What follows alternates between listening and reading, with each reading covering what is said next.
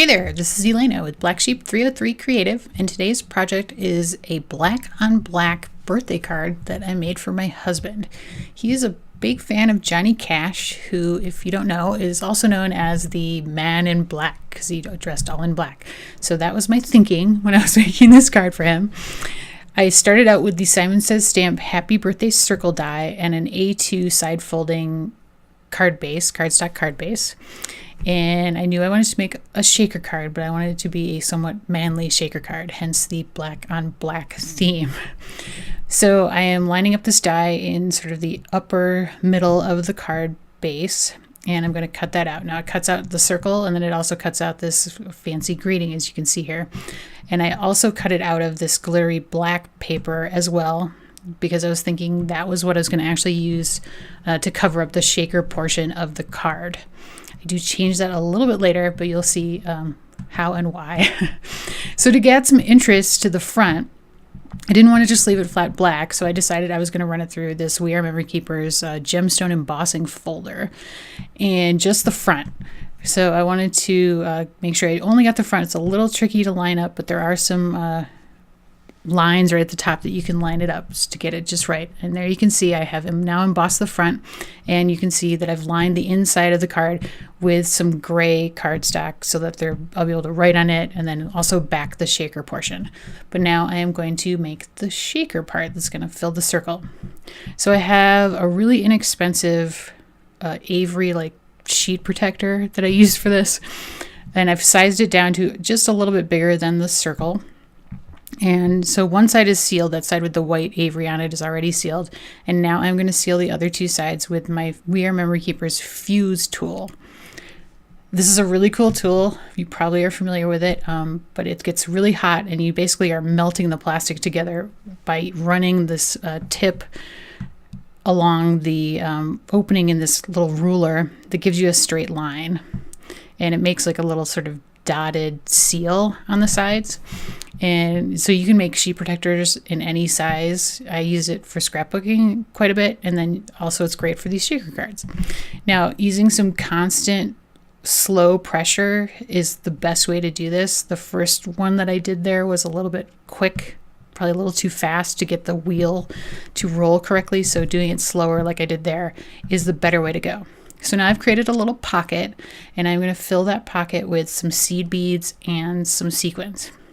So this is my little seed bead container, and here I have some micro beads. They are black and champagne in color.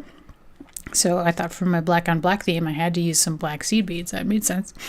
And I also like the idea of adding in some metallics, because metallics are essentially neutrals, and of course, masculine cards always look good with some metallics. So now I'm adding in some white and silver and black seed bead mix. And then I'm going to add in some black sequins. And these are a couple different sizes of black sequins, just to, again, go with the black on black theme and create some interesting texture in that shaker pocket.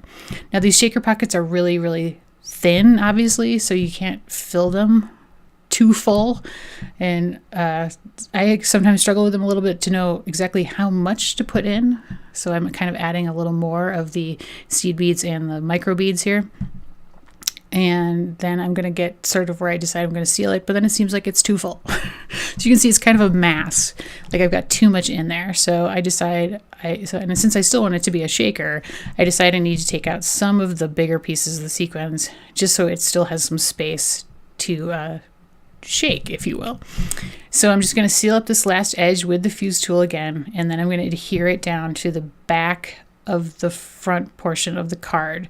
So you can see I'm kind of sizing it up there. And I'm going to take some skinny tape. So this is Elizabeth Craft Designs 6mm double-sided adhesive. It's a great, great adhesive. I love it. Use it a lot, especially when I need thin tape somewhere. And so I'm going to just use this to seal this to the front of the card over the circle opening.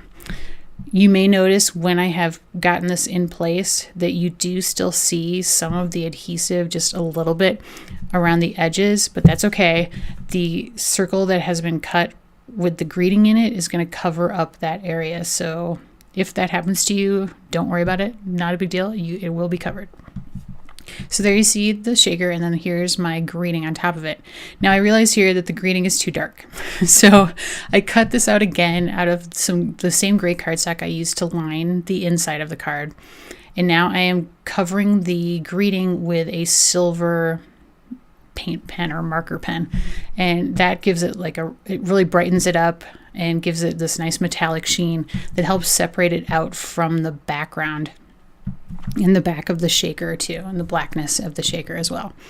So I know I want to still use this black circle, so I cut out the greeting from the center of it, and I've kind of very carefully, it's a little bit tricky, and then I'm going to use that on top of the gray greeting. I'm going to piece them together to create my circle that is going to fill in my shaker on the front. And you can see I've got to trim out a little bit of the extra since I didn't cut it down so well. So I take my zig glue pen and I use that to adhere the circle down, and then I'm going to flip the whole thing over and use the zig glue pen to add adhesive to the back side. Now I do have to trim this off a little bit because I didn't line it up quite exactly correctly, and I'm sorry, I am super nearsighted, so I have to pull it towards me so I can see anything. Need to get my prescription fixed, I guess, so I can see distances better. But I'm taking my black marker and just going along the edge of the circle so any lighter areas get covered up and you don't see them once I've adhered them down. Now I did stick a little piece of glitter washi tape along the bottom to add some interest to that area. And now, as I mentioned, I'm going to take my zig glue pen and I just kind of dot it sort of carefully around on all of the letters. I don't fill every single letter with adhesive, but I do make sure I get at least a dot of adhesive on the top and the bottom of each letter, just so when I adhere it down, I know it's going to stick. And it actually works pretty well. Now, I could have probably cut this out with some Stick It, which would have probably been easier, but I didn't think of that. And so I just wanted to show you that the zig glue pen works just as well, and it doesn't show when you're done. So I take an acrylic block and lay this on top just to keep it flat while it dries. Now, of course, I could not make a card without adding sequins to it, and even a manly black on black birthday card can have some sequins. So as you can see, I have added some black sequins around on the outside of the greeting, and this adds a little bit of additional shine and visual interest to my black on black elements that I've got going here. And I am adhering this down with Ranger Multimedia Matte Adhesive, and I actually like this a lot, especially for this, because that embossed background wasn't an even surface to stick it on, so the liquid adhesive helped kind of fill in the gaps between the bumpy texture and the sequins. And now I'm just finishing it off with a little bit of black tie or enamel accents to finish them off. But I did want to mention that one thing that I think helps make this card work is that the blacks are all have some visual interest to them, and although they coordinate well together from a color standpoint, they have different textures that make them visually interesting, like the embossed background, the glittery circle, the shiny sequins, etc. I hope that makes sense. But that's something that you should consider if you want to do a tone-on-tone card. Adding interesting textures is what's going to keep it visually interesting and not make it fall flat. Just a principle to keep in mind. Thank you so much for watching. As always, there is a link to the supply list for this project in the video description below and over on the blog post at my website. If you like this video, please give me a thumbs up, and I would be thrilled if you'd subscribe. Thanks so much. Have a great day.